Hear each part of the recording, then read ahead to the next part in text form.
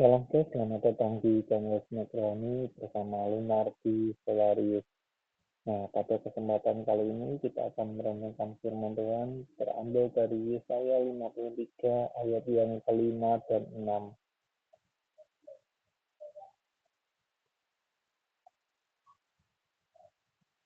Oke, kalau begitu kita bisa mulai dengan narasi pembuka yang rapi dan mengalir. Misalnya seperti ini.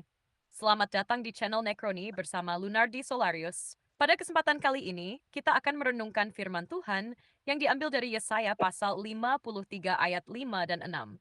Ayat ini berbicara tentang penderitaan dan pengorbanan Sang Mesias yang menanggung dosa kita, serta kasihnya yang luar biasa bagi umat manusia. Mau saya lanjutkan sekalian ke pembacaan ayatnya dalam versi yang indah untuk dibacakan. Masuk ke inti renungan.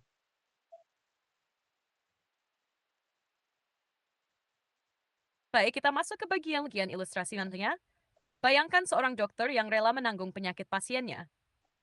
Bukan hanya sekadar mengobati, tetapi ia benar-benar mengambil penyakit itu ke dalam tubuhnya supaya pasien tersebut bisa sembuh total. Itulah gambaran kecil dari apa yang Kristus lakukan.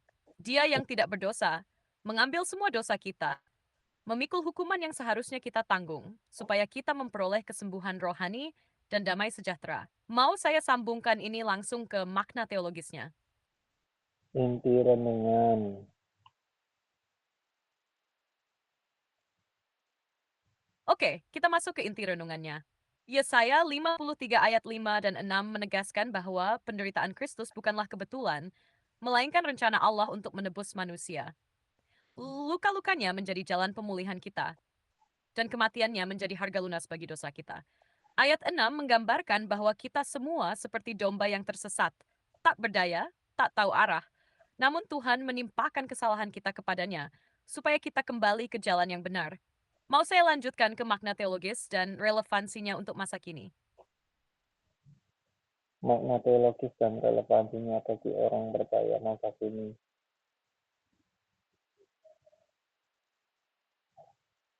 Baik, makna teologisnya adalah bahwa karya penebusan Kristus bersifat substitusi penuh. Dia menggantikan kita di tempat hukuman.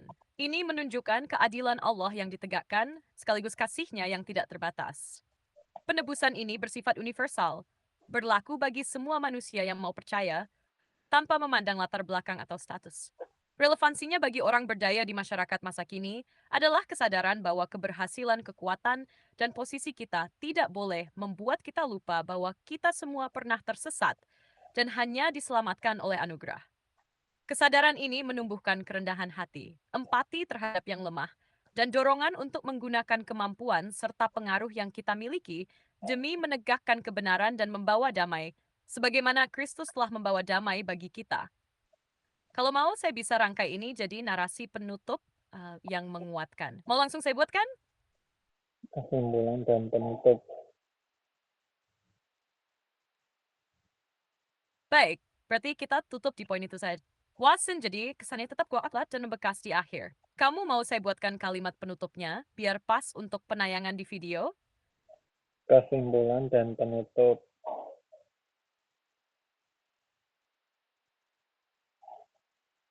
Kesimpulannya, Yesaya 53 ayat 5 dan 6 mengingatkan kita bahwa keselamatan bukan hasil usaha kita, melainkan karya Kristus yang menggantikan posisi kita di bawah hukuman dosa. Luka-lukanya adalah sumber pemulihan, dan kematiannya adalah jalan damai bagi kita semua. Sebagai penutup, marilah kita hidup dengan penuh syukur, menggunakan setiap kemampuan dan posisi yang kita miliki untuk memuliakan Tuhan dan membawa kebaikan bagi sesama. Sebab kasihnya telah mengubahkan hidup kita selamanya. Oke guys, terima kasih udah nyimak video aku tuh dari awal sampai akhir. Semoga renungan kali ini bisa menjadi berkat dan mengingatkan bagaimana luar biasanya pengorbanan Kristus, kita yang seharusnya hidup di bawah murka Allah dan menerima penghukuman, tetapi melalui pembacaan ayat Yesaya 53 ayat 5 dan 6 ini menunjukkan kasihnya yang besar, menjadi substitusi korban untuk supaya kita diselamatkan. Dan kita harus menyadari bahwa semenjak manusia jatuh ke dalam dosa, ini digambarkan sebagai sosok seperti domba, masing-masing mengambil jalannya sendiri-sendiri. Dan ini menunjukkan bagaimana kita butuh bimbingan supaya kita kembali ke jalan yang benar itu. Tapi Tuhan menyatakan kepadanya kejahatan kita sekalian. Kita yang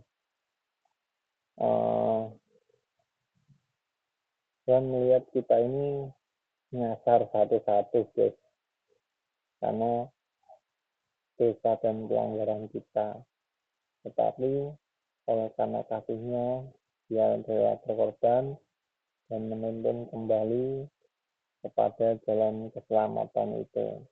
Maka dari itu, marilah kita sungguh-sungguh menyadari kelemahan kita sebagai manusia, supaya kita mohon pengampunan. Ini pertobatan ini bukan cuma hanya sekadar kita menerima Tuhan Yesus sebagai Tuhan dan Juru Selamat, tetapi dalam kehidupan kita seringkali melakukan kesalahan dan pelanggaran. Makanya penting ketika saat sedih kita mengaku setiap dosa dan pelanggaran. Keterbukaan adalah awal dari pemulihan, sehingga hidup kita ini semakin lama semakin serupa dan diperbarui dari sehari ke sehari. Dan kita lihat kayak oleh karena bilin-bilinnya setiap sakit penyakit kita ditanggungnya dan mendatangkan kesembuhan bagi kita yang percaya kepadanya.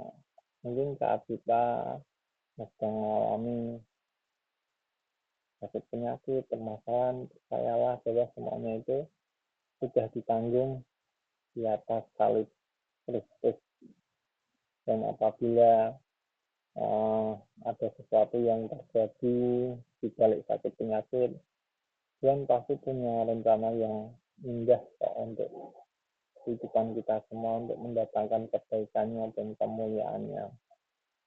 Mungkin ada satu contoh yang ingin aku ambil, cerita tentang Lazarus dalam Injil Yohanes itu, bahwa Tuhan Yesus tidak langsung sudah datang, tapi menunda beberapa hari. Tujuannya apa? Supaya kemuliaan dinyatakan. Kalau kita lihat pada saat itu, zamannya Yesus itu menyembuhkan hal biasa. Tetapi kalau kita melihat bahwa Lazarus yang sudah dikuburkan 2 hari atau 3 hari ya, 4 hari, nah itu bisa bangkit dari kematian, itu sungguh mujizat yang luar biasa. Nah, semuanya itu sudah ditanggung oleh Kristus. Makanya mari kita datang merendahkan diri di hadapan Tuhan, mengakui dan menyadari setiap pertobatan kita yang membawa kebaikan bagi Tuhan, sehingga nama Tuhan dimuliakan. Oke guys, terima kasih telah menyimak video renungan ini dari awal sampai akhir. Subscribe dan share kalau kalian suka dengan video-video renungan di channel ini. Like kalau kalian suka, dislike aja kalau kalian nggak suka. Dan juga mohon dukungan doanya untuk pergumulan membeli peralatan konten dan bikin studio konten kreator dan juga podcast rohani. Terima kasih guys, dan juga kepada para donatur, terima kasih banyak. Tuhan memberkati kalian semua yang telah mendukung pekerjaan Tuhan, pelayanan Sunardi Solarius Ministry ini atau snack rohani ini. Tuhan memberkati kalian semuanya, dan terima kasih.